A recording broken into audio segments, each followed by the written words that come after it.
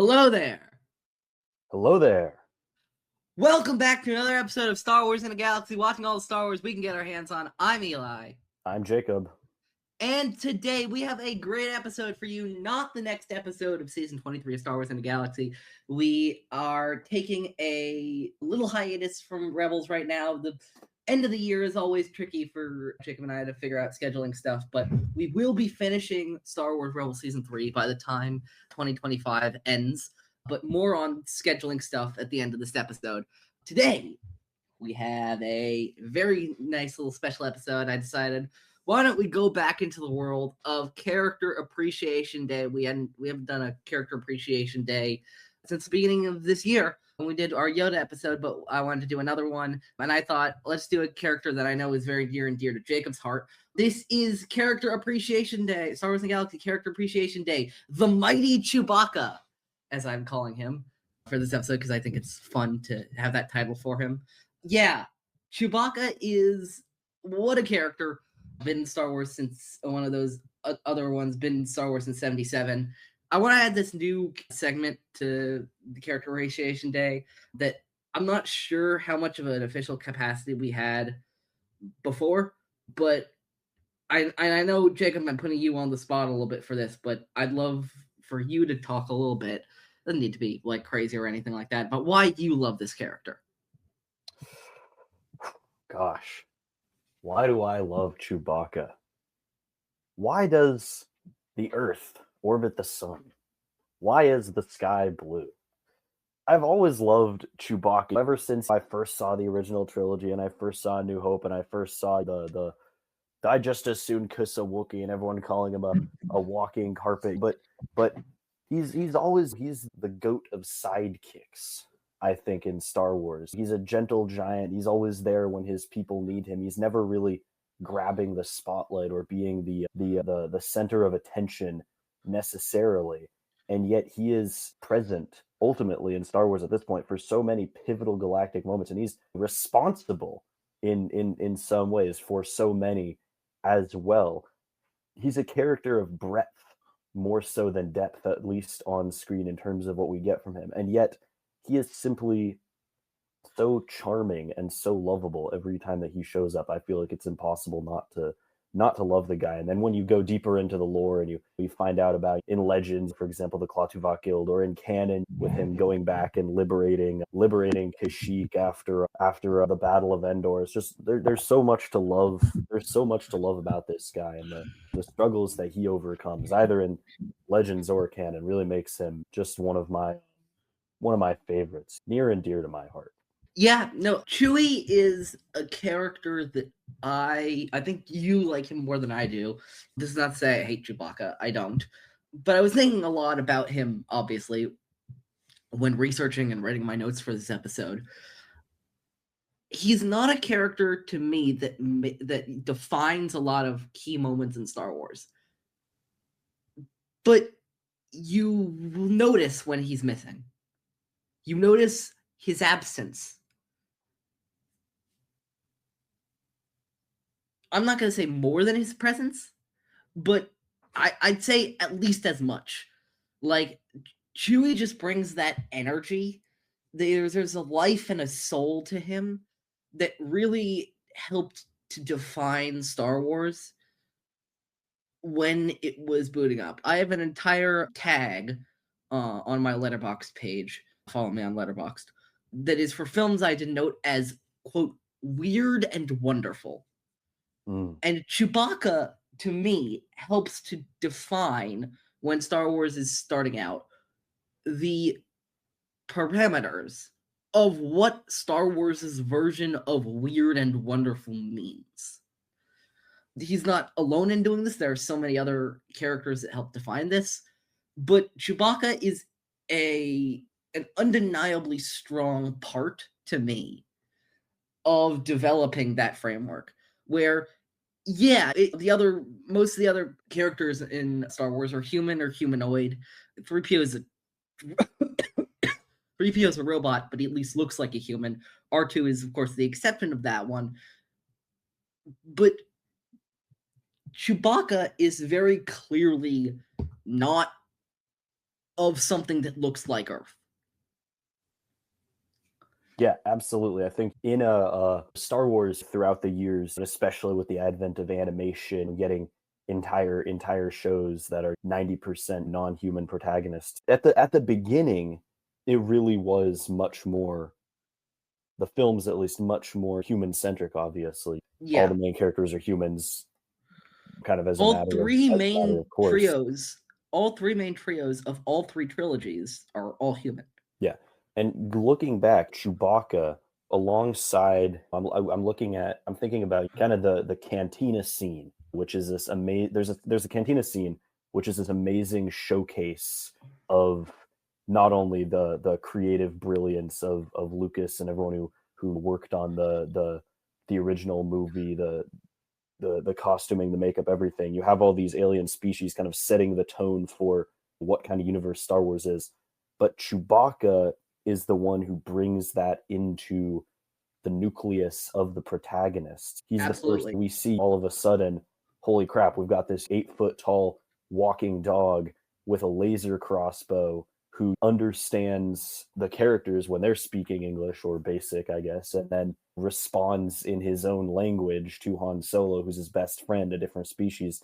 That kind of blows the doors open and sets the tone of this is what kind of universe we are dealing with. So you're absolutely right. I think in many ways, a lot of what it is now, sort of Chewbacca is the first signal of how crazy species-wise, moving beyond just human actors playing humans, how crazy we're going to get in later years. I've been playing quite a bit of Battlefront 2 lately, the 2017 version, which is just such a great game. If you look at the heroes and you look at the villains, Bossk is available in the prequel and original eras. So is Palpatine. Palpatine's original sequels. Apologies for that. Palpatine is originals and sequels. There was another one. Maul is also original and prequels. There's only one hero or villain that is available in all three eras to play, and that's Chewbacca. He has really, I mean, other than 3PO and R2, one of whom we have done an episode on, and one of whom I'm kind of shocked that we haven't. Maybe we did do R2. Honestly, give me a second. Yeah, we did do R2. I don't know why I think we didn't do R2. We didn't do 3PO, actually. I thought we did 3PO. But anyway, point being, other than R2 and 3PO, really the only character that's seen the entire saga through. And I understand he doesn't show up until, if we're talking films purely, or TCW, if we're taking in all of the accounts of it. But he worked with Yoda, he worked with Luke, he worked with Rey. That's the legacy to lead down among the many characters he worked with. But yeah, I think enough blabbing about Chewbacca and his overall importance. And why don't we get to the fun facts, Jacob? Why don't you go with your first fun fact? Five fun facts. Right. Fun facts. Number one, this is my very favorite fun fact, my very favorite piece of Chewbacca lore. In Legends, of course, Chewbacca was a member of the Claatuvac Guild, a secretive Wookiee hyperspace mapping group that was based on Kashyyyk. In the lore, this is actually the reason for the separatist assault on Kashyyyk during the Clone Wars, during the Outer Rim sieges. They want to access the wealth of hyperspace information known only to the Wookiees in hopes of gaining some decisive advantage in the war. And of course, when the Republic finds out about this, they rush to try and defend this and maybe take it for themselves. In any case, after the Empire took over Kashyyyk after Order 66, the Guild disbanded and destroyed the data vault on Karchiro, the capital city of Kashyyyk, and went into hiding. All this to avoid giving the Empire access to the hyperspace routes known only to them. The Guild's most trusted agents were each given pieces of the Guild's data, and Chewbacca was one of these. He managed to hold on to his stack of hyperroute information for over 2 decades, keeping it safe, secure, and a secret from the Empire before finally handing it off to Princess Leia in the aftermath of the Battle of Hoth. When the Empire had the rebellion at its absolute lowest, had them absolutely on the ropes, the most desperate they'd been since pretty much the inception of the formal alliance to restore the Republic, you could say.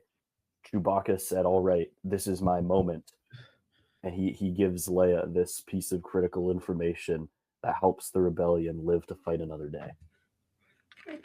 I think that's super cool. Fantastic stuff. I did some research on both Chewbacca's canon and Legends statuses, but I did not. I knew the Claatuvac Guild, but I just completely blanked on them. Yeah, no, it's great to see both in canon and Legends. Chewbacca's been A1 from day one. You know what I mean? Like he has known who the good and bad guys are from the start, and he has always prioritized his morality over everything. And I think that's something so inspiring to see, like, constantly in both. He keeps going back. Like, he needs to take breaks. He needs to see his family and all that kind of stuff. But he will fight the good fight when asked consistently. He will do what he can. And I think that's something really fascinating about Chewbacca as a character. Yeah. You want me to go with my first fun fact? Go ahead. All right. My first fun fact is also from Star Wars Legends. The only one in mine from Legends, I believe. Yeah. Yeah, technically. I have a weird range of fun facts. I try not to, and this is not to say anything like they're like, I'm sorry if I'm going to spoil one of yours right now.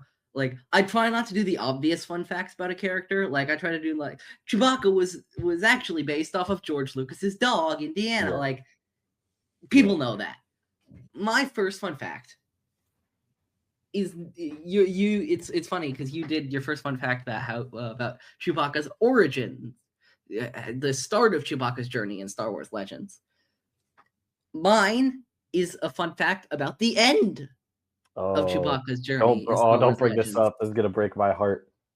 This is from Chewbacca's Legends Wikipedia article. I'm gonna read verbatim. In 1999, Chewbacca became the first major character in the Star Wars films to be killed off, not counting Palpatine's resurrections and subsequent final demise in the Dark Empire comic series. In the expanded universe, when R.A. Salvatore's The New Jedi Order Vector Prime, the first entry in the New Jedi Order novel series, depicted him being crushed by Dobido, one of two moons of Cernpedal. This caused resentment and drama against Salvatore among some fans, despite the fact that the idea originated with Randy Stradley well before Salvatore was even signed on to the series. It was only after he signed on to his contractual obligations that Salvatore was informed that Chewbacca was to die. The author decided that since his contract was forcing him to kill off a character he liked, he would ensure that Chewbacca would go out in a heroic and unforgettable blaze of glory. Chewbacca's death in the novel received widespread coverage in the forms of articles, memorials, and tributes by newspapers across the United States. Further elaboration on this from Vector Prime's Wikipedia article. Vector Prime's author R.A. Salvatore received death threats from some readers. In an interview with some of the New Jedi Order series' creators, Sue Rustoni, Shelley Shapiro, and Lucy Wilson expressed that Salvatore's treatment was one of their greatest regrets from the series. Salvatore would later remark in 2015 at the Salt Lake Comic-Con that despite some negative fan outcry, most of the response to Vector Prime that he had received had been positive. After the Walt Disney Company bought Lucasfilm in 2012, it was announced in 2014 that the expanded universe continuity would be discarded to explore new storylines. According to the Holocron continuity database keeper Leland Chi, Chewbacca's death in Vector Prime was a key factor in that decision. Chewbacca's death was so controversial that they reset the fucking timeline in order to avoid Chewbacca's death. That's one way to interpret it. But yeah, I didn't know that. That's very interesting. I knew that there was a lot of... Sorry, continue. Yeah, this is like... I knew Chewbacca's death is not necessarily an unknown fact. What is lesser, like, is that Leland Chi... that like specifically cited Chewbacca's death among many things on discarding the timeline, and it wasn't because like he hated Chewbacca's death or anything, or the people at Lucasfilm hated Chewbacca's death. there was simply a reality. I was reading the article from Gizmodo because I wanted to see the exact source, and he was saying, like, look, we're making an episode 7. Do we really want to have to explain that Chewbacca died in a book somewhere? Like, people want to see Chewbacca on screen again. We're not gonna let a book, even a good book from 1999, be our guide that Chewbacca can't appear in episode 7. It was simply like, and he used that as an example. Of course, it's not the reason, but like, so much had happened in Legends that if they didn't want to just straight up make adaptations and let future Star Wars storytellers tell their own Star Wars stories, a canon reset would be advantageous for them to do that.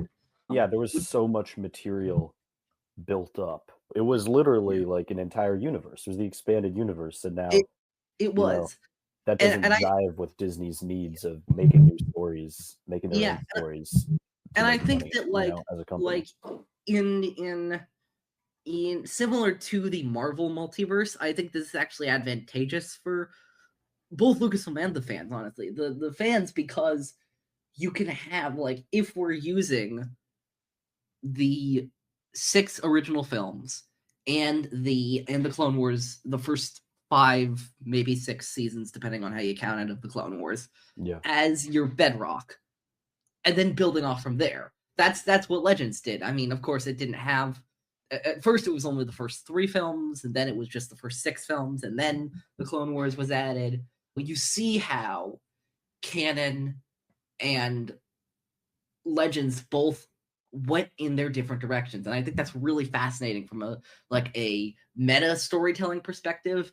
And from something like, I've been really interested in, like, looking at, like, the meta histories of both Canon and Legends and how they developed from, okay, we have the material about the universe and about these stories that George laid out in the originals for the, like, 80s and 90s storytellers, and then you add the prequels for the 2000s and 2010s storytellers, and then you add the Clone Wars film and series for the early 2010s storytellers, and then you reset, but keep the bedrock, and then expand out from there. Anyway, long rant aside, it's really interesting to see that Chewbacca's death was specifically cited as one of the reasons for the reset. What were you going to say before I went on my long? Now, I had read, and now I remember reading this a long time ago, and I don't remember what the source is, and I don't remember the details, so I don't know if this is actually 100% true or not, but I do remember reading that the story group for Lucasfilm and Del Rey that proposed the idea of killing off one of the major characters, that killing off Chewbacca and Vector Prime, they originally had wanted to kill off Luke Skywalker, and that George Lucas had vetoed it. Do you know anything about that, or is that? I remember coming upon that in my research. I believe that Lucas or Lucasfilm, I think it was just Lucasfilm actually, handed down a list of the original ambition was Luke, yeah, but the Lucasfilm had handed down a list to publishing that said, these are a list of characters you cannot kill. And Chewbacca was not on that list. And so they said, we'll kill Chewbacca. Why Lucasfilm made that list, I don't know. There are just edicts that George, like, random edicts that George passed down. Specifically, of course, the infamous one was no Wookiee Jedi. Until George, I love you, but you were wrong for that one, buddy. Until he was making the Clone Wars and decided, we're gonna do? We're gonna make a Wookiee Jedi. Praise God. And there was it's very weird because it's very weird with the Canon Legends thing, because George would always claim those stories are not my stories, which is fine. It's his universe. Like I'm not begrudging George for doing that. What I am saying is a little strange, and this is not a diss on George, but it's just a little strange, is that they're not his stories, but he also occasionally handed down edicts of, oh no, you can't do this though, you can't do that. So, like, are these your stories or are these not your stories? But whatever. Yeah, no, but Chewbacca's death is a major flashpoint in Legends. Who doesn't, like, Legends didn't kill, I mean, obviously because of the list. Like, of course, they didn't kill Luke. They never killed Luke. They never killed Han. They never killed Leia. They never killed Lando. Luke, by the Legacy comic series, which takes place about 200 years, I believe. No, it was about 150 years after A New Hope. Luke, Han, Leia, and Lando are all dead, but we never know how they die. There is never a Luke Skywalker died because of this. We see Luke's Force ghost, but we never see Luke die. Indeed, by the time the Legacy comic series, which again is about 150 years after A New Hope, R2-D2 is still standing. R2 is still going. After all of this, R2 has been alive, quote unquote, for at least 180 years by that point. He's still going. But anyway, but Chewbacca, like, Han became kind of withdrawn after Chewie, like, they did a soft version with Han of what they did with Han post at the beginning of the sequel trilogy. Yeah. Like, Han became a little detached. He blamed his son a little bit for Chewie's death. Two of Chewie's nephews, I believe, actually decided to carry on the life debt that Chewie had pledged to Han. I forget. One of them was Lobaka, who was actually a Jedi. I believe maybe the other one was... I forget who the other one was. But either way, like, Chewbacca's death was, like, a huge, like... It was a huge thing in Legends. It also prompted this. I don't have this in my notes, but I remember seeing this. One of the few Legends comic series that took place after Return of the Jedi was a comic about Chewbacca, a 5-issue run published right after Vector Prime and his death, and it was about C-3PO and R2-D2 going across the galaxy and cataloging memories of Chewie from those who knew him and those he affected across the galaxy. This was a big deal, like, in Legends, like Vector Prime. Like, the New Jedi Order is a long-ass book series. I believe it was 19 books long. It was a huge endeavor, and of course, they had to start it off with something truly and just phenomenally shocking, and that was the death of Chewbacca to herald the beginning of the Yuuzhan Vong War. Yeah, I mean, it makes sense, kind of trying to, when you're trying to create this new era, you have to make and this new threat with the Vong. It can't just be all the heroes lived happily ever after, and that's the end of the story. There needs to be room for new. Yeah, they were going to kill off Luke fucking Skywalker. Yeah, that would have been. Yeah. In terms of a historical what if, not just for Star Wars within the universe, but like for the Star Wars fandom and everything that. It would have been huge. Imagine if they killed Luke off back then. In that way, that would have been. I mean, I think the famous casualty of the New Jedi Order series, if you remember. I haven't read the whole thing, so off the top of my head, I haven't read any of it, honestly. I just know that it happens. The other most famous casualty of the New Jedi Order series is Han and Leia's son. Han and Leia's son dies in battle, and not only is it Han and Leia's son, you know what his name is? Ben Solo. Not Ben. Not Ben. He dies too, though. In canon. Yeah. There's no Ben Solo in Legends. Wait, who am I thinking of who becomes Darth Kaitis? The name is escaping me. That's Jason. Jason Solo. There you go. Is it Anakin Solo? Yeah, his name's fucking Anakin. Solo. His name's fucking Anakin. He's named after his grandfather. Is that the one that, like, Palpatine tries to inhabit his body as a baby? As a baby. Yeah, jeez, dude. These legend stories are nuts, brother. Yeah, they are. That they do, but Anakin dies about 20 something years later in battle. The youngest Solo kid, Anakin Solo, dies in battle against the Yuuzhan Vong, and it's devastating. Like, again, they killed one of the kids of Han and Leia as basically a teenage young adult soldier. Like, it's pretty bleak. Like, the Jedi and the New Republic eventually win the Yuuzhan Vong War, but, like, it's more devastating to the galaxy than any war in galactic history, is what I recall, like, being laid about that war. It is the most destructive war in the history of the galaxy, more than the Clone Wars, more than any of the old Sith Wars, more than the Galactic Civil War. The Yuuzhan Vong War is crazily destructive. Anyway, I've been blabbing a long time about that. Go ahead to your second fun fact, Jacob. My second fun fact.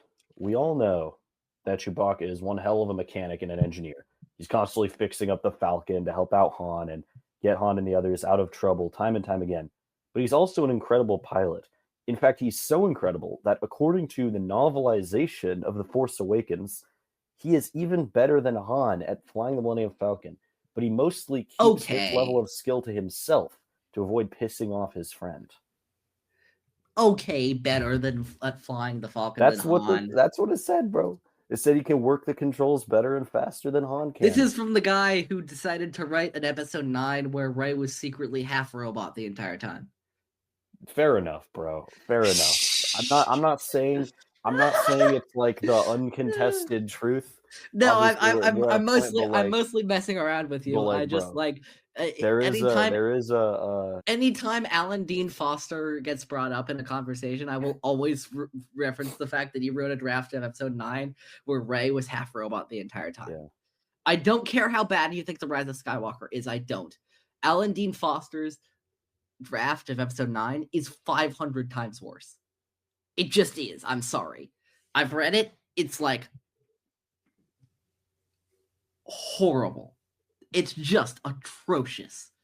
Interesting that the novelization would claim that. I wonder what context they you know anything about the context in which they claim that Chewie is a better pilot of the Falcon than Han. But I don't know too much about the. I don't know too much.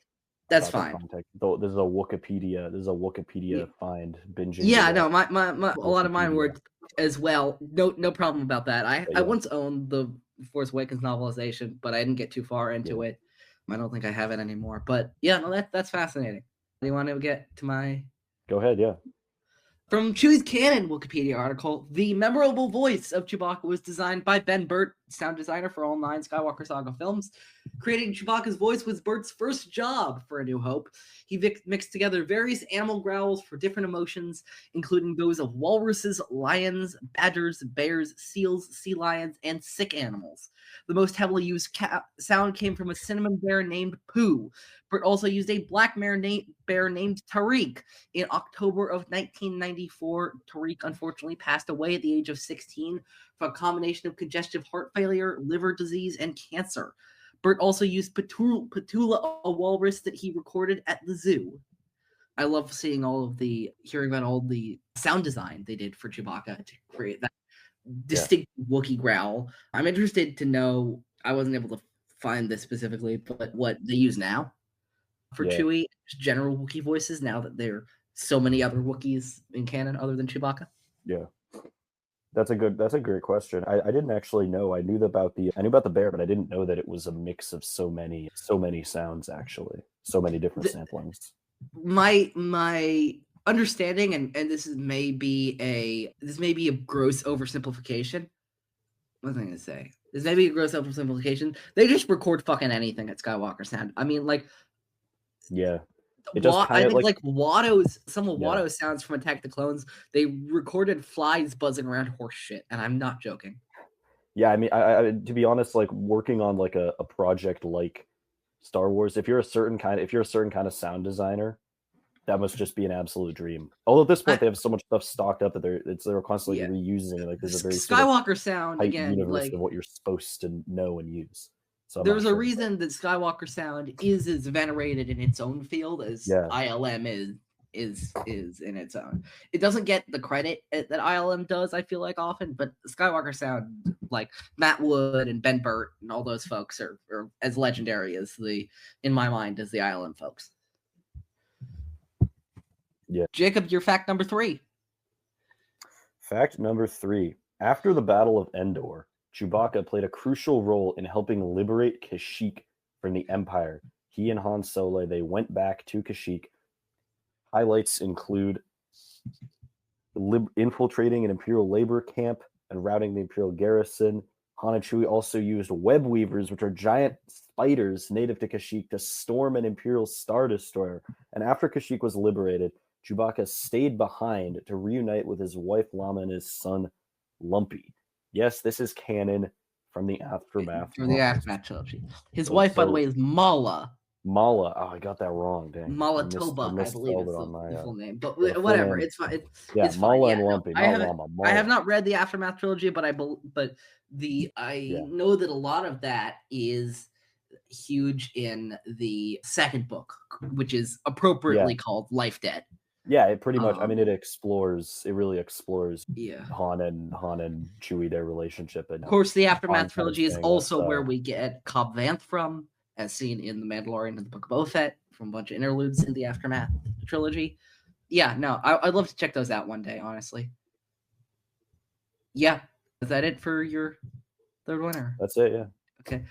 This, I was researching this. I've mentioned before, this next one, I've mentioned before that I'm really just obsessed with been obsessed recently with like category, like cataloging a lot of like stuff like about how this universe has been made and transformed over all this time and all that kind of stuff.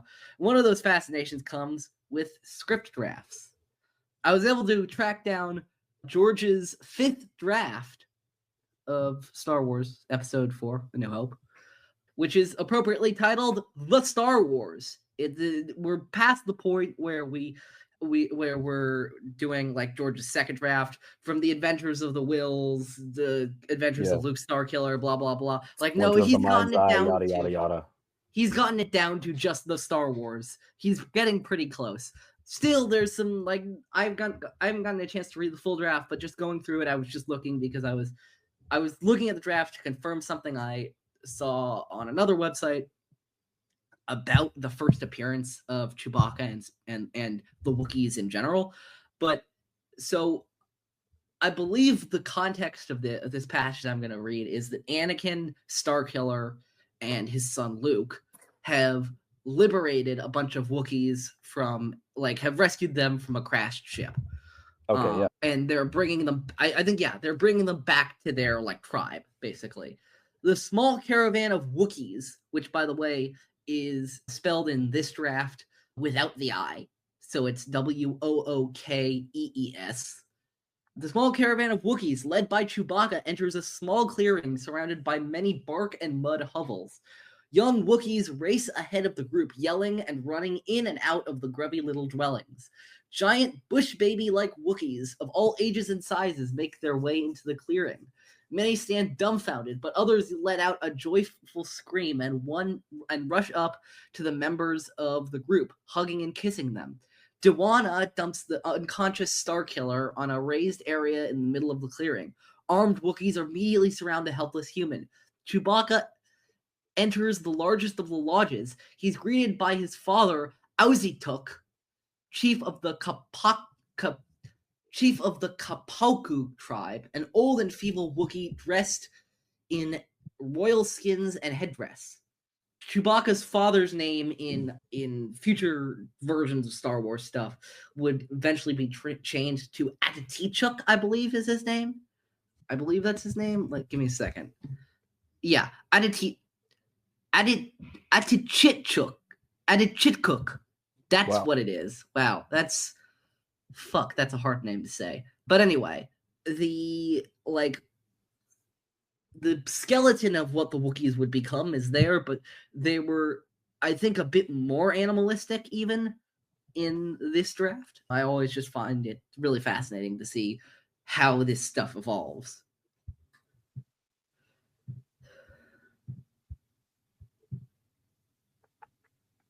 Absolutely fascinating. Yeah. That's an amazing sort of. Yeah. Wow. So Chewbacca's name are you ready to move on? Yeah, absolutely. Okay. Mm-hmm. So Chewbacca's name is derived from the Russian word for dog, sobaka, actually. And the word Wookiee also is supposedly originated with voice actor Terry McGovern's work on THX 1138, Lucas's earlier project. He actually improvised the line, "I think I just ran over a Wookiee," during a recording session. And evidently Lucas must have taken note of that or remembered that later on when it was time to come up with the name for Chewbacca's species. That's fascinating. I think I did come up upon some Chewbacca name stuff in my research, but I decided to leave it I don't remember what reason, but I just decided for other things. No, that is fascinating. Yeah. No, Lucas is always getting stuff from other languages. There's a whole bunch of stuff in Hebrew that I know George has gotten from. There's a whole bunch of stuff in like Sanskrit I know George has gotten from. A lot of stuff. Just about everything you can think of, and sometimes it's sort of In any case, number 4. I want to talk not about Chewbacca. I want to talk about the guy who played him. From the Wikipedia page of him, Peter Mayhew was working as a hospital assistant at Mayday University Hospital in Thornton Heath, Croydon, Surrey. Prior to his work on Star Wars, Mayhew was first cast in the role of a Minotaur on Sinbad and the Eye of the Tiger, filming nearby. The producers, the infamous Ray Harryhausen and Sam Wanamaker, discovered Mayhew from a photograph in a newspaper article about men with large feet. Mayhew's portrayal of the Minotaur in the 1977 film impressed several film industry employees who offered him a chance to act for more movies in the future. He accepted. After finishing his work as the Minotaur, Mayhew received a phone call from 20th Century Fox who informed him of the production for Star Wars and asked him to audition for one of the characters. Mayhew remarked that, quote, "You don't get these chances to star in a film very often." So he accepted the offer and made his way to Elstree Studios in Hertfordshire, which incidentally was also near the hospital he worked at. Upon entering the office, Mayhew spotted paintings of the characters on the wall done by Ralph McQuarrie. At one end was Darth Vader, who was listed as 6'9". Mayhew quipped that Vader was too small, so he surveyed the other characters. At the other end was Chewbacca, whose initial design was described by Mayhew as quote, almost like a Neanderthal man, with a small sign that read 8 foot+ blue eyes. Having blue eyes himself, Mayhew picked Chewbacca as the character to audition. Immediately afterwards, the door to the office opened. Director George Lucas walked into the room with producer Gary Kurtz flanking him. Mayhew stood up from the sofa on instinct, something he attributes to living in England.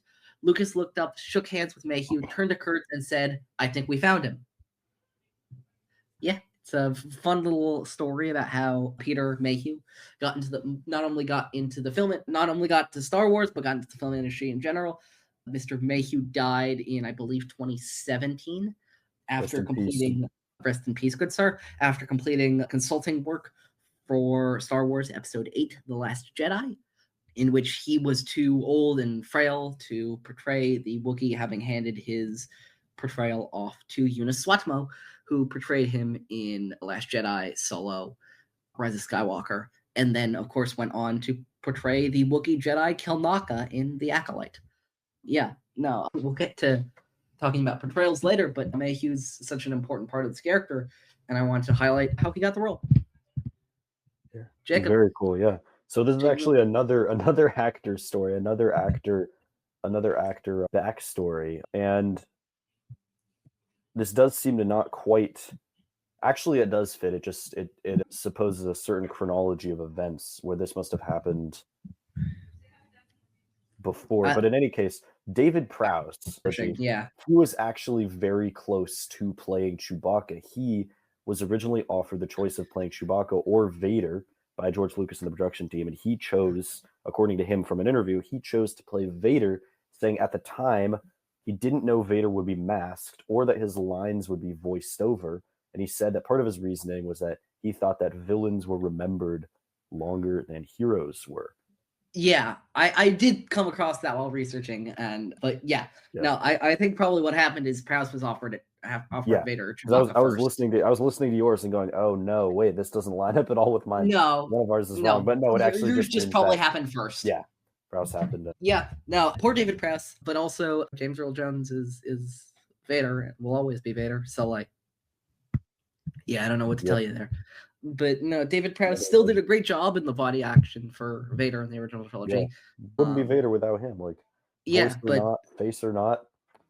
Yeah, still thank you for your contribution, sir. Yeah, no, I think the right rules were put to the right people. Oh yeah, and I mean, he's 7'3", so it makes sense that he would end up being Chewbacca. That was definitely the right call for the Chewbacca size figure. Yeah, absolutely. My last fact is not about Chewbacca. I mean, kind of is. From a certain point of view, you could say. when you go to Wikipedia on Chewbacca's page, not Wikipedia, the general one, the one that started it all, and you look at C also on Chewbacca's page, you get to this thing called the Chewbacca defense, which is a legal strategy, or I guess you could call it a legal lack of strategy. Oh my god! Like many things in society, in modern society, this of course comes from South Park. Let's take a look at this episode where it comes from. I'm going to share my screen. Whatever you're expecting from this, Jacob, I promise you're wrong. I don't even know what. I've never even heard of this before. And so on this 15th day... Actually, before I play the clip, I want you to make a mental note in your head to keep track of something, okay? After this, I would like you to tell me what you think the Chewbacca defense is. Okay, I'll try my best. I've never watched South Park before. This is pretty much my first time. Day of what is considered to be the most important trial of the day, Johnny Cochran has appeared to defend capitalist records. The question now is, will Cochran use his famous Chewbacca defense? What's a Chewbacca defense? I don't know. That's what Cochran used in the O.J. Simpson trial. God damn, I hate that Cochran guy. If he was here in front of me, I'd be like, hey, you stupid son of a bitch. I'm gonna kick you in the nuts. I'm sure that would scare the hell out of him, Cartman. And so, in summation, ladies and gentlemen of the jury, you've heard the version of My Client's song recorded over 20 years ago. You've heard the exact same song produced by these cheats in the past month. I'd say it's pretty much an open and shut case. Make the right decision. Thank you. We've got him. Mr. Johnny Cochran, your closing arguments. Ladies and gentlemen of the supposed jury, Chef's attorney would certainly want you to believe that his client wrote Stinky Britches 10 years ago. And they make a good case. Hell, I almost felt pity myself. But ladies and gentlemen of this supposed jury, I have one final thing I want you to consider. Ladies and gentlemen, this is Chewbacca. Chewbacca is a Wookiee from the planet Kashyyyk. But Chewbacca lives on the planet Endor. Now think about that. That does not make sense. Damn it. What? He's using the Chewbacca defense. Why would a Wookiee, an 8-foot-tall Wookiee, want to live on Endor with a bunch of 2-foot-tall Ewoks? That does not make sense. But more importantly, you have to ask yourself, what does this have to do with this case? Nothing. Ladies and gentlemen, it has nothing to do with this case. It does not make sense. Look at me. I'm a lawyer defending a major record company, and I'm talking about Chewbacca. Does that make sense? Ladies and gentlemen, I am not making any sense. None of this makes sense. And so you have to remember, when you're in that jury room deliberating and conjugating the Emancipation Proclamation, does it make sense? No. Ladies and gentlemen of this supposed jury, it does not make sense. If Chewbacca lives on Endor, you must acquit. The defense rests. Okay, then. Wow, he's good. In a teary-eyed courtroom, Johnny Cochran has just finished his closing arguments, and as was anticipated, he did use the Chewbacca defense. Whether or not it worked is up to the jury to decide. How find you the jury?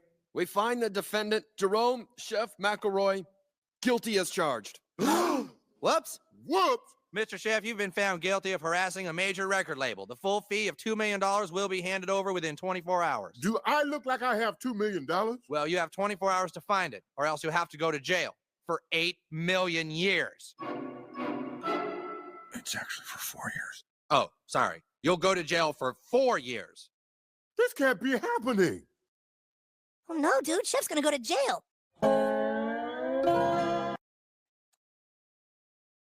Jacob, what's the Chewbacca defense?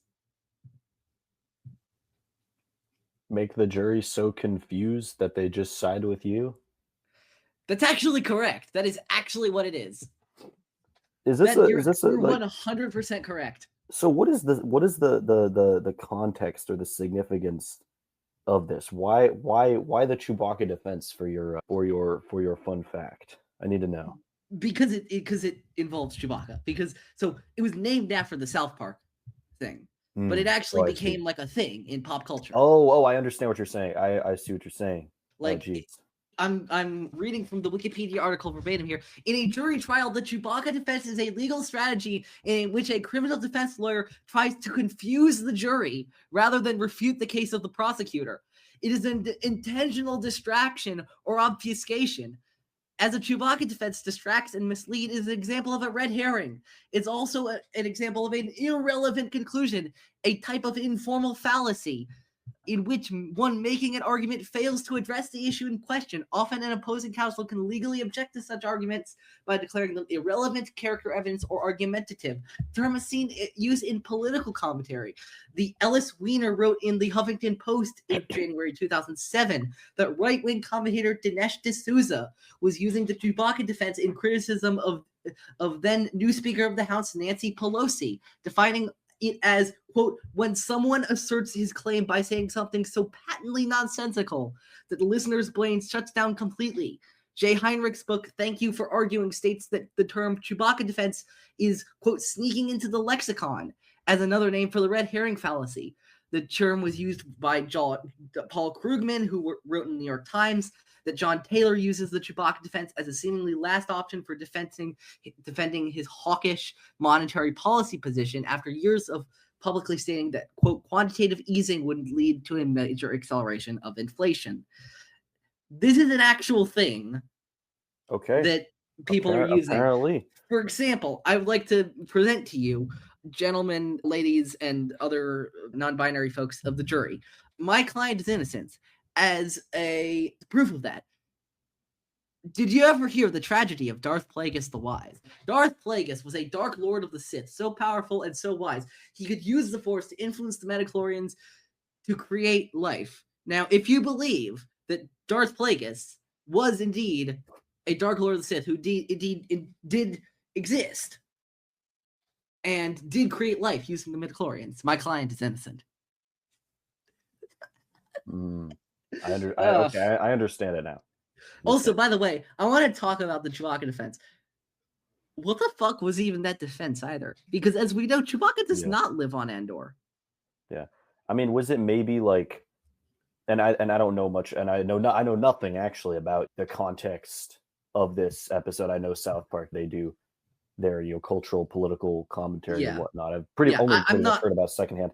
Maybe this is about the OJ. Maybe this is about the OJ trial as well, because I know he says like, if he's from Endor, you must acquit. So if the glove doesn't fit, you must acquit. So commentary about the OJ probably Simpson. Spoof on that a little bit. Yeah, it's also that as well. But also, like in addition to the defense also making no sense. The Star Wars analysis doesn't even make any sense because Chewbacca doesn't live on Endor. He just goes there, and the Rebel Alliance stays there for a little while conducting war against the Empire.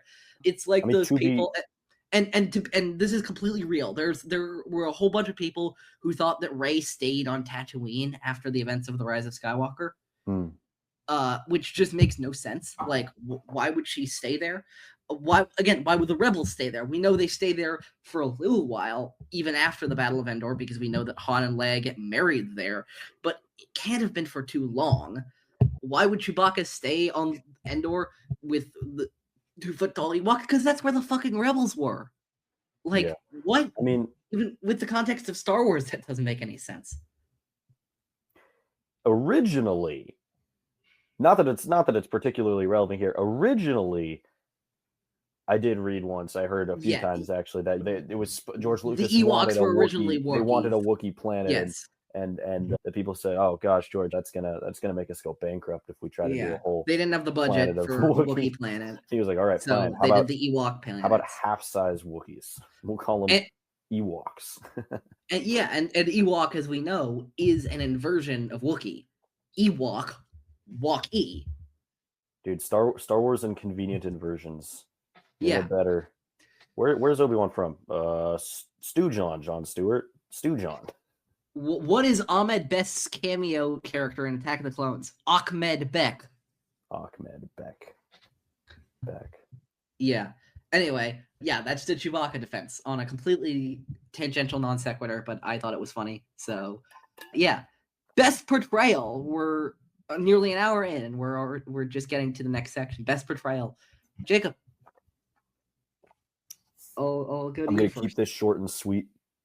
The one and only, the original, Peter Mayhew. Rest in peace. I myself, actually, in the first for Star Wars and Galaxy, I gave a tie. Really? Look, the late Mayhew, may he rest in peace, defined the character in the original trilogy and Revenge of the Sith. But I also really enjoy Chewie's portrayal in the sequels and Solo by Swatamo. That's true. I He did honestly a great couldn't. job. I couldn't choose, which you might think is a little cop out, but in my defense of my cop out to the people of the jury, have you ever heard the tragedy of Darth Plagueis the Wise? Bro. All right, bro. I was attempting No to use way. the Chewbacca defense of in my defense No of way. Chewbacca. Yeah, but I gave it to both of them. Fair Best enough, fair piece enough. of I respect media, it. Jacob. This is very tough for me because It was so tough for me. This you was know, honestly probably the like I toughest. said, Chewbacca is on screen at least. He's a breadth character and not a depth character. I'm Yeah. actually going to go with Solo. This is a Yeah. film I think where he has the most agency in his decision making. We know that he had the life debt to Han because of the Wookiee honor code, but this movie, despite that, kind of presents their dynamic more like equal partners and places that piece of lore into a more nuanced emotional context, showing how that started off. He's probably the most powerful and intimidating as he's ever been on screen, ripping the dude's arms off. I mean, they pretty much got a checklist of things to include from the original trilogy dialogue of things that people say about Chewbacca. But he gets a lot of cool and funny moments that treat him as more than just a giant walking dog sidekick, while still being loyal to and expanding on the quintessential original trilogy kind of sidekick Chewbacca that we know and love. Yeah, it was very tough. I had a 3-way tie for second between Solo, Return of the Jedi, and The Force Awakens, but I ended up giving it to Empire. Again, razor close 3-way tie for second to Return of the Jedi, Force Awakens, and Solo. But Chewie just embodies the soul of the struggles that the three main characters are going through within the story of Empire. Him fixing things up on Hoth, watching Han get frozen in carbonite, is subsequently having to carry the broken C-3PO around on his back are iconic images from that film. But he has excellent moments to me in the 3 close finishes in second place. But I had to go with Empire at the end of the day. I think you make some good points. Empire is definitely I was this close one to of his choosing Solo. most it is one of his most prominent. I was this close to choosing Solo. I was this close to choosing Force Awakens. I was this close to choosing Return of the Jedi, but I ended up going with Empire. Yeah, absolutely fair. 3 best allies. Jacob, go with your number 3. 3 best allies. Gosh, I'm going number 3. I'm going to go out on a limb. Maybe not even a limb. I'm going to say Rey for my number 3. Once Han Solo dies, my number 2. It's Rey who becomes his best friend, and I just love their dynamic. Rey is the first ever real patron of Chuber on Starkiller Base. She calls the aid of Chuber during her fight with Kylo Ren, and he comes, picks her up, and and I think sorry, go ahead. No, but you go ahead, and then I'll talk about, because Rey's my number 2. Go right. I think this is the perfect example of sort of an unspoken relationship, as far as it's not that they have no dialogue or moments together. It's in these small little moments. And I think that is something that the sequel trilogy does very well, especially in The Force Awakens and parts of The Last Jedi. Actually, all 3 of them, I think, is the sort of the unspoken emotional beats that we get out of characters, and that make us feel that much more sort of emotionally plugged into what they're going through. I especially like how he accompanies her to Octo. He's kind of dealing with his own grief, and the Han Solo chapter of his life closing. Not that we get to see a ton of that happen, but in parallel with Rey training as a Jedi under Luke, I think that really, to me, is the defining moment of their relationship, going through these 2 things together. Yeah, no, Rey was my number 2 for allies, for 3 best allies. I loved how Chewie immediately recognizes that Rey is the future, and that he needs to stick with her. Obviously, we get a little bit more. He kind of goes with Finn and Poe quite a bit in The Rise of Skywalker, but we see Rey and Chewie a lot together in Last Jedi, and even in Rise of Skywalker, we see them together too. You see the look on Rey's face when she thinks she killed him is just devastating to see. Yeah, no, Chewie's lovely with Rey, and I really like the relationship that the two of them have. Yeah, my three. Go ahead. My three, number 3 is Yoda. Oh, good relations with the Wookiees I have. Yeah, I love that he helped the old Grandmaster out after Order 66. That's great, yeah. Probably, honestly, because I wasn't really paying attention to the specific Wookiees. The moment where Yoda says goodbye, Chewbacca, miss you I will, was probably the first moment I really noticed that was Chewbacca in that film, just because so much else was happening. But yeah, no, I love Yoda and Chewie. Yoda and Chewie are so iconic that they're getting their own character in Star Wars Galaxy of Heroes, and this is not a joke. Jacob, you do not know, and I'm thrilled to tell you about the new era of Galaxy of Heroes. So they've completely done an overhaul in the game for the 10th anniversary of Galaxy of Heroes this year. Gosh, has it been 10 years? It's been 10 years. Holy shit. 2015. I mean, yeah, I was playing this game, and I started playing this game in probably like 6th grade, maybe 7th. Yeah. Anyway, there's a lot of changes that a lot of folks hate involving a new system for how they do marquee characters and their new game mode called Coliseum, and I agree with that. But I'm not going to go into those there. I want to talk to you about the characters that are being introduced for the era of anniversary, as they're calling it. Here are the characters. Are you ready for this complete hodgepodge of characters? Let's do it. Stormtrooper Luke. Okay, that's kind of cool. We had Stormtrooper Han for 10 years. Yep, Stormtrooper Han for 10 years now. Finally get Stormtrooper Luke. You had IG-86. We had IG-86. The Sentinel droid. You had IG-88. What's the next logical step? An IG-100 Magna Guard? Maybe it's IG-101, I can't remember. We've had that. We've had the IG-100 Magna Guard. We have, you're right, I forgot. Yeah, he was like a launch character. IG-90. Is that a Legends character? I don't think I know. Actually, it's from the Afra comics. The red IG-88 droid looks very familiar, but I'm not familiar. Yeah, it's from the Afra comics. Yeah. Dude, I do like the Afra comics. We have vibes. Asajj Ventress, Dark Disciple. Oh, okay. Green lightsaber Ventress. I like that. Dark Disciple as in her time as is this the book Dark Disciple or like? I believe it's the book because she's classified as dark side. Okay. We have Inquisitor Barriss. From Tales of the Empire. Okay. We have, this is kind of the stupid one, but whatever. I still think it's Darth Vader, Duel's End, which is from Part 6 of Kenobi. So what is Darth Vader kind of battered and bruised or what? Yeah. Mm-hmm. Okay. We have the aforementioned Yoda and Chewie. When do they even with the ability riding on his back? With the ability, may the Force be with you. One with the Force.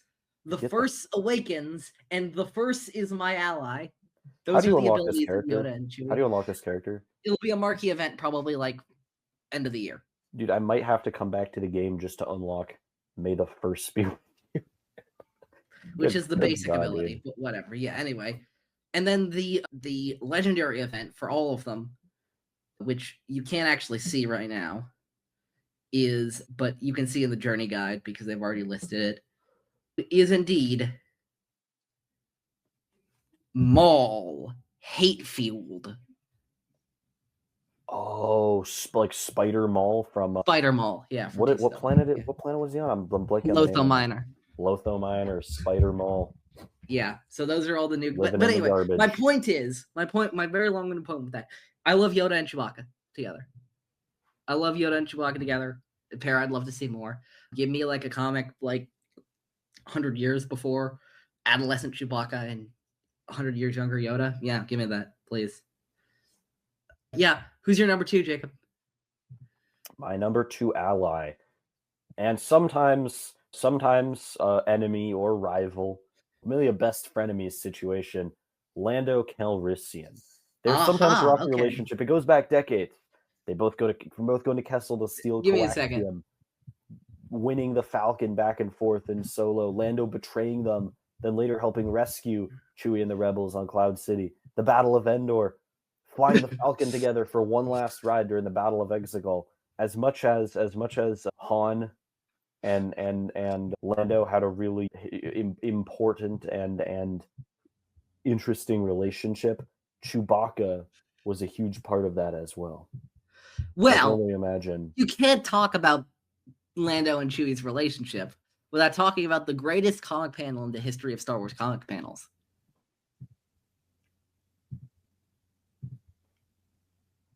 Beat his ass, Chewbacca. What is that from? Chewbacca. What is It's that from War of from? the Bounty Hunters, of all things. Yeah. Iconic panel. I'm reading that. I'm reading that comic. Beat his I'm finding ass, that comic Chewbacca. and reading it. Fantastic. I didn't have Lando on my list. Jacob, count of 3. Number 1 ally. 1, 2, 3. Han Solo. Solo. Yeah, What- it's I mean- obvious.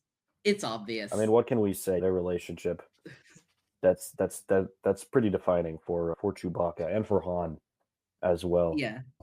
I like Like that. again, it's the ultimate pairing. It's the pairing we see at the beginning of A New Hope. It's the pairing that's broken apart in The Force Awakens, but we see go back to see Han Solo in 4 different films.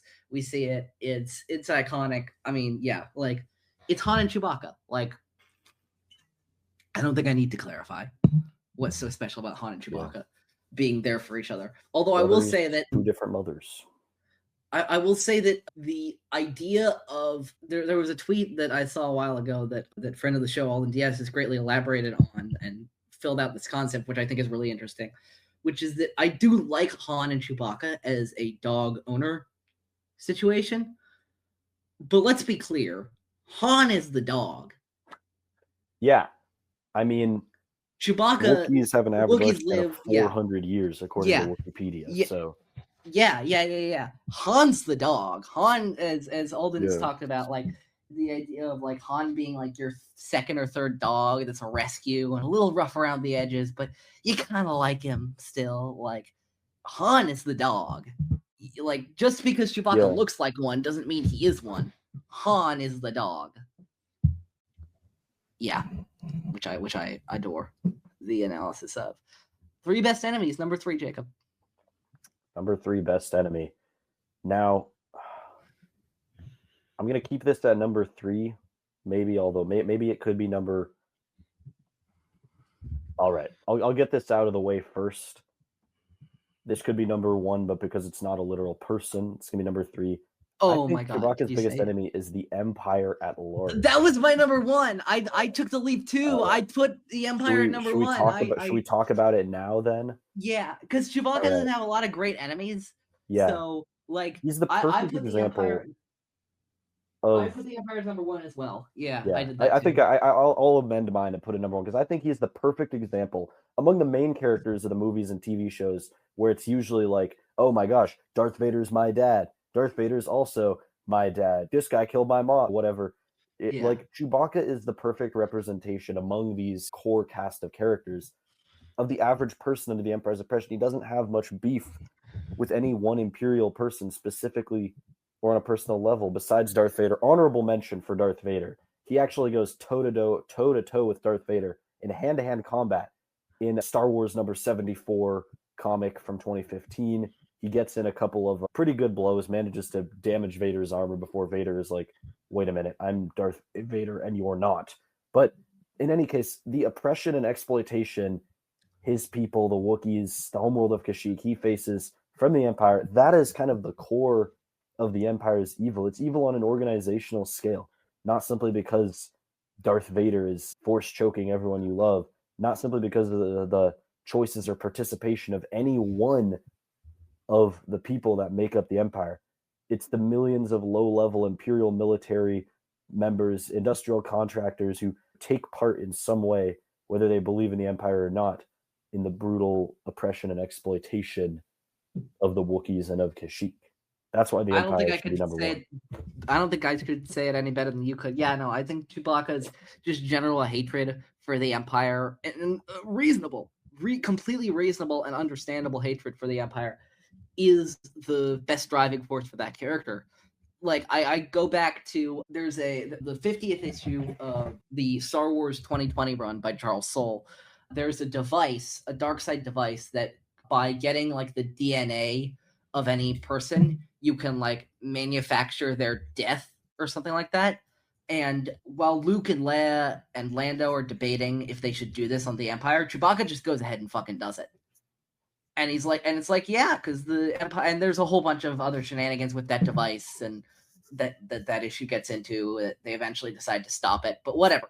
The point is that Chewbacca's life has been made a living hell by the Empire and their racism and their conquering of Kashyyyk and all that kind of stuff. And yeah, no, the Empire is just the best enemy of Chewbacca, and yeah, I'm glad that you said it so that I wouldn't have to justify it as much. Yeah, I think we both. Sometimes I know we disagree on a lot of things. We're oftentimes polar opposites, but sometimes maybe great minds do think alike. Yeah. Anyways, who is your number 3 then? Yeah. Jacob, what's the opposite of a good Wookiee scoundrel? A bad Wookiee scoundrel. Karsantan. Formerly black, now just Karsantan. Yep. Yeah, no. They go head to head a few times in the comics. They really rough it out with each other. And I just think it's cool that we have such a direct counterpart to Chewbacca. I just think that's cool. And they go head to head a few times, and it's just cool to see Wookiees fighting with each other and so clearly representing a good Wookiee versus a bad Wookiee. Although Karsantan gets better, as we see in the Book of Boba Fett. So yeah. My number 2, which I guess I'm amending to number 3. Yeah. I'm going to go with the Trandoshan Garnak from the Jedi Hunt episode. Oh yeah, the episodes of the Clone Wars. I think it's the season 3 finale. Actually, it's the season 3 2-part finale. The second episode's called Wookiee Hunt. That's the one with Chewbacca in it. Yeah, as the Padawan lost in Wookiee Hunt. Yeah, okay. Lost, that's right. Good one. So he is the leader of this Trandoshan hunting guild. They imprisoned and nearly killed Chewbacca, along with all of the Jedi Padawans and Ahsoka Tano who show up in that episode. And he representing the long-standing feud between Wookiees and Trandoshans. The tradition many Trandoshans have, some Trandoshans, of going off-world and capturing or hunting Wookiees, because Wookiees live in the same system. So this goes back ages, as part of the religion of worshiping the scorekeeper. I like how this sort of ties into a little bit more of the deep lore of why Wookiees and Trandoshans as sort of societies tend to have such a hostile and bloody relationship. Yeah, no, it's a good one. It's a good one. I skipped over Garnak, but yeah, that episode and the explains a lot about the and goes into a lot of detail about that, as you said, the ancestral rivalry between Wookiees and Trandoshans. My number 2, Boba Fett. Boba Fett, where? Obviously, Tano is a direct rivalry with Boba Fett, but I do like all of the growls and all those expressions made Boba Fett's way. I think they have fought in the comics. I forget which one, but I think they fought in the the Jason Aaron Star Wars comics. Maybe I don't remember, but yeah, I think Boba Fett's the I think Chewbacca is interesting in this capacity because as kind of in the movies, he's kind of a dedicated sidekick character. His friends' friends are his friends, and his friends' enemies sort of become his enemies without too much distinction. Yeah, absolutely. So my number 2, formerly number 2, number 1, maybe again, this is the perfect example. It's not direct enemy. Yeah. It a little stretches the definition of enemy, but I wanted to talk about this. Kylo Ren. Oh, yeah. Ben Solo. His best friend's son. Kylo kills Han in front of Chewie.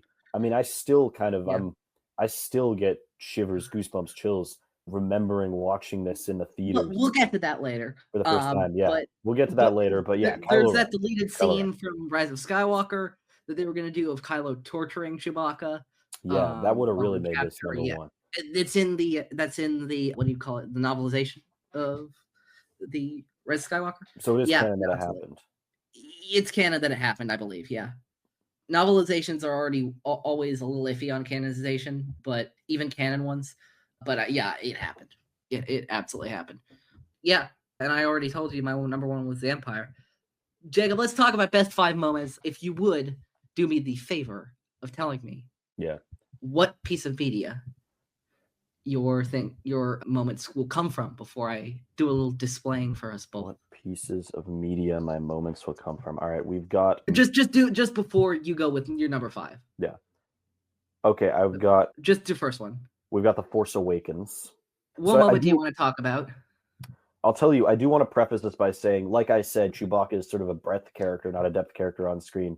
He's present for so many pivotal moments. It's hard to put all of them on the list. So I understand that I am leaving out some classics, but I try to assemble maybe what I consider my personal favorites mixed with what I consider to be the most important.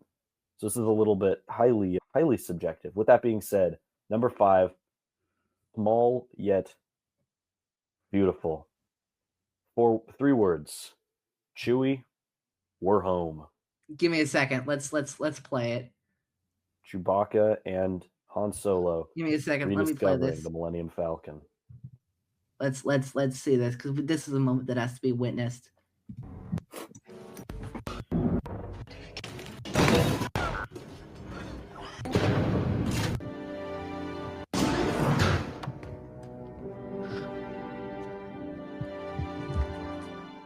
Chewie, we're home. What an iconic moment. Shook the internet when it happened. I remember watching that in the theaters first time. Theater went up. Crazy. Theater went just off. Absolutely incredible.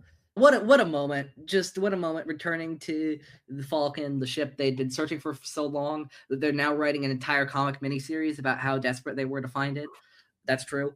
Yeah, truly, it's just a great moment to welcome Star Wars back into the theaters for the first time in a decade, to welcome these characters back for the first time in over 3.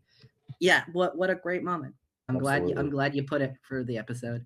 Number 5 moment for me, give me a second, is from another Star Wars film from the 21st century. Give me a second, let me find it, okay?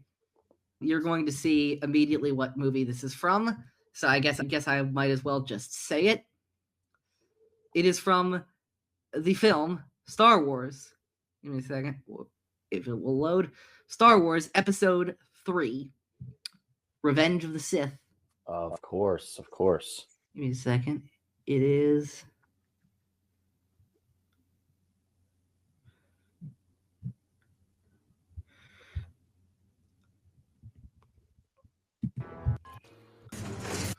Yes, sir.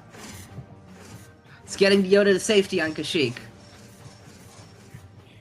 Goodbye, Chewbacca. Miss you, I will. I think it's just that roar that really gets me back to that like original trilogy feeling, and it's just like so provokes so much nostalgia. Seeing Chewbacca, as we've talked about, OG fighting the good fight, him and Tarful just getting Yoda to safety, the most powerful Jedi to safety at a time where all of the Jedi are being hunted. Just really cool stuff, you know what I mean? Absolutely. Yeah, I don't know if there's too much more to say about that. Jacob, you're number 4. My number 4 is actually the other book by my list. It's the exact same thing. It's more broadly rescuing Yoda and helping usher Yoda to safety as Order 66 unfolds on Kashyyyk.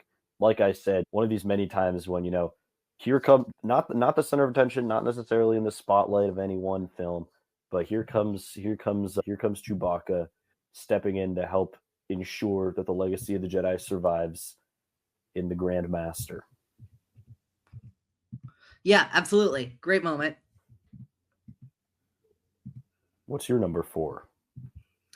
You ready to hurt? You ready to hurt, Jacob? I'm ready to hurt. I'm ready for the pain. I don't think I've actually watched this in so long. I love that you know what it... I like already, of course you know what it is, but you know what it is. Dude.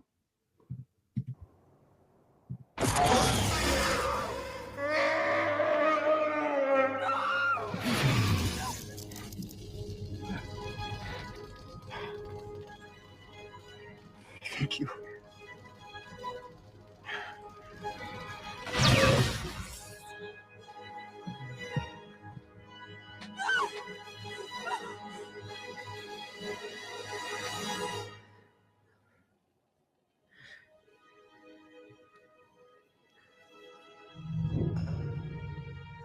Wait for it.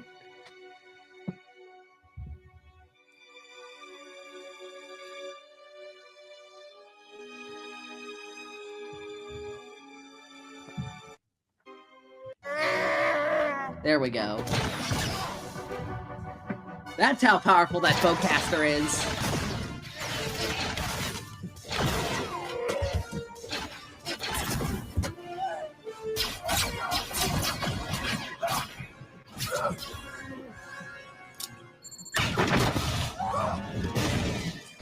Chewbacca going apeshit after Han's death in The Force Awakens. Heartbreaking, and Chewbacca's reaction really sells it. Absolutely, yeah, man. it's. I mean, this is just iconic moment. Yeah, I think I don't know if I've ever shared this on the podcast before. I was what was it? I must have been I was about the tender age of 12, I think. Must have been 12. You came out. You were 12. Yeah, we were both 12. Because it was what, 2015. Yeah, we were both 12. As I described on Force Center, we were both George Lucas's preferred age for watching Star Wars movies. Yeah, so The Force Awakens came out. Yeah, first time we saw this. Yep, I was there. I was shocked, horrified, heartbroken. I think I made everyone I could get. Like, I made my dad take me to see again, my mom, my uncle. I was just fiending for more, seeing The Force Awakens again and again. Over the course of 2 months, I think I probably saw like 6 or 7 times. No pun intended, in the theaters. And I think every single time after the first, I would make up some excuse. I'd be like, right before this scene, I'd be like, oh man, I gotta go to the bathroom. I'll be right back or something. Yeah. And then I would kind of stand outside the theater and kind of know what was happening, and then come back in a couple minutes later once I knew it was over, because I just once he walked onto that goddamn bridge. I just couldn't bear it. Yeah. At the tender age of 12, that was pretty rough, to be honest. It's still shocking. It's still they killed off Han Solo, and they did it so well, and Chewie's reaction is what sells it to me, honestly. Oh, for sure. Yeah, it's great how, not great obviously, but like it's truly stunning how we see what it does to his old friend. Yeah. Jacob, you're number 3. My number 3 is Chewbacca. This is in episode 6. Give me a second. I don't actually have a Return of the Jedi moment, ironically. Give me a second. Let me just put this up. I like doing this because I can flex my drives. Oh, wait, actually, give me a second. This probably doesn't have a stop sharing. I have to. Fuck. Give me a second. I have to come back in. Okay.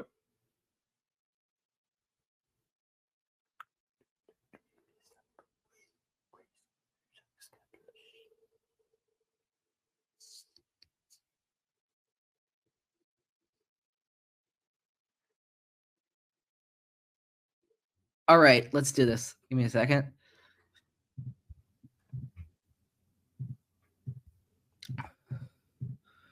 There we go. Wait for it to pop up. There it is. Where is it? Return of the Jedi.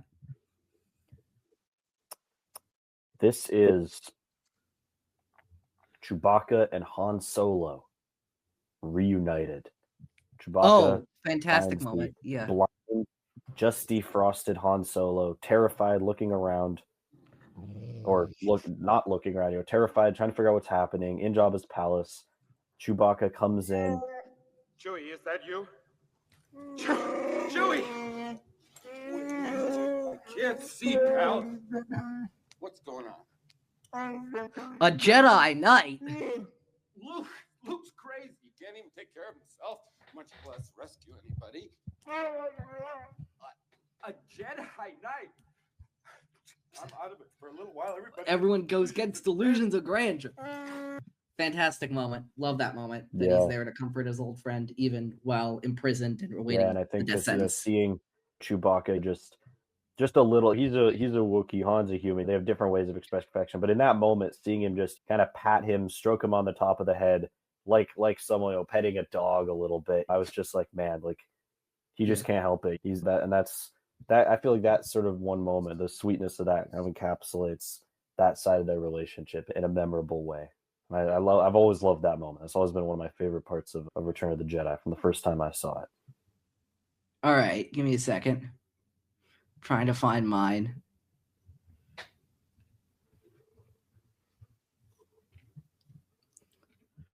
Here's mine from Star Wars Episode 8, The Last Jedi. Give me a second. It's going to show up. There it is.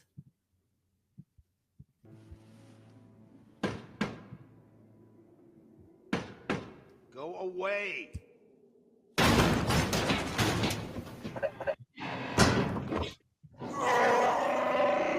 What are you doing here? He said you're coming back with us. How did you find me? Long story, we'll tell you on the Falcon. Falcon. Wait. Where's Han? Horrible follow-up to the last moment I talked about, but still, great moment of love this moment, love this film, but love this moment of an old friend from Luke's past really being one of the people that convince him that the galaxy needs them. Grieving Han's death, but still goes along with Rey to convince Luke to come back. Fantastic moment. Busting down literally the hut to ask Luke to come back. Absolutely, yeah.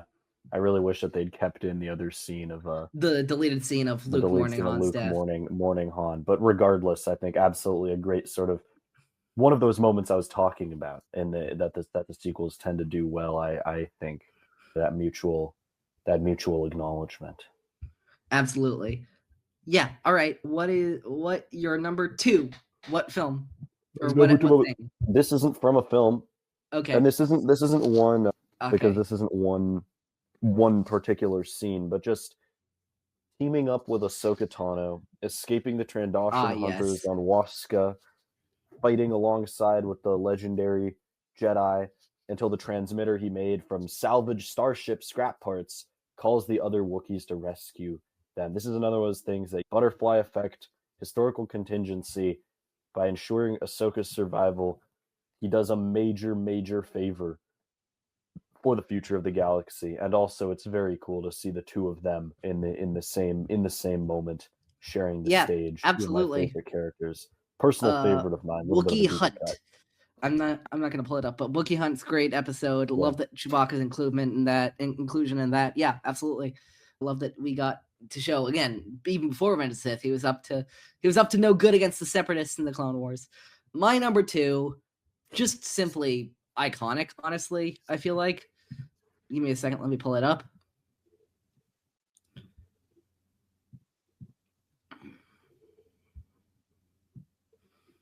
Give me a second. I'm going to try and find it.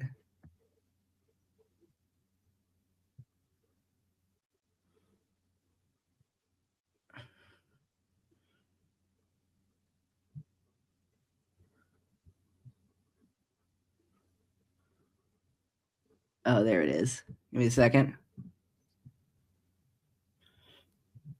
After all, he's only a Wookiee. Chewie. I'm terribly sorry about all this. After all, he's only a Wookiee. In the cargo hold. R2, where have you been? Wait, turn round, you woolly.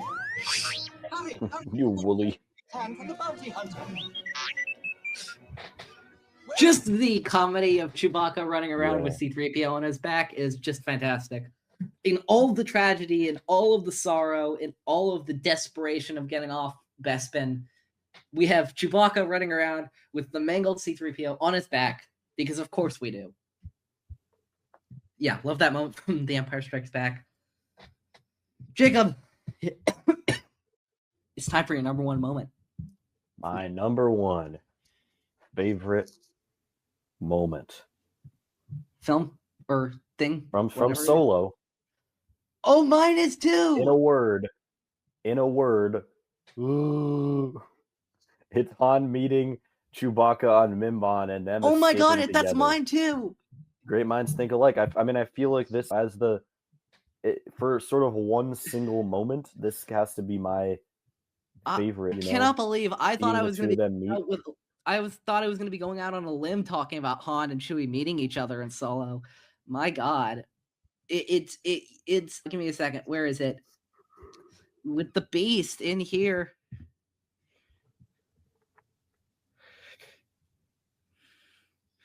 Wait, give me a second. It's before this. Wait. It's a whole scene. We have you know? plan of breakout. You and I freedom make by secret battle of pretend.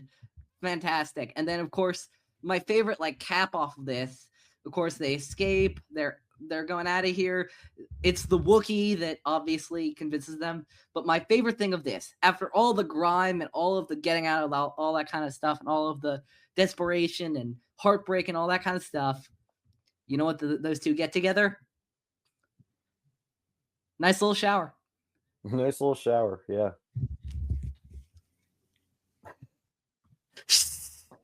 We could have done this one at a time. That might be my favorite.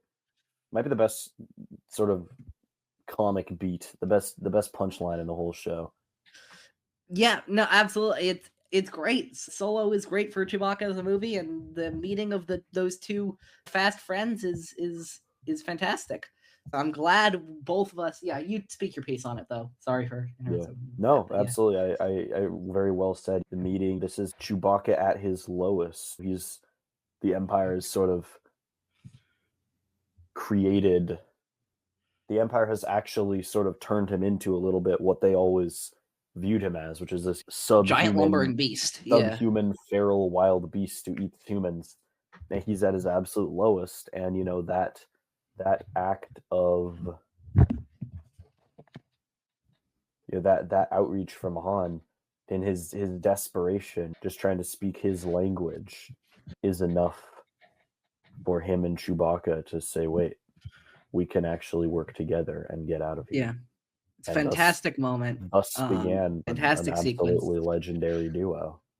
Yeah, I'm stunned. I'm so delighted that you and my first were both Han and Chewie meeting in Solo. Such a great sequence.